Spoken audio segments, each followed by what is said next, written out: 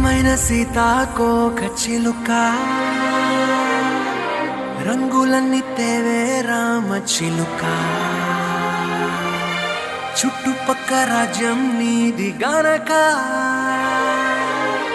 రక్క విప్పి రావే బిడియ మనక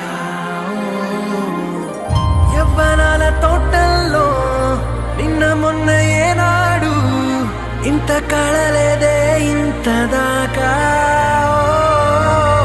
విచ్చుకున్న పువ్వుల్లో కుప్పుమంటూ ఈనాడు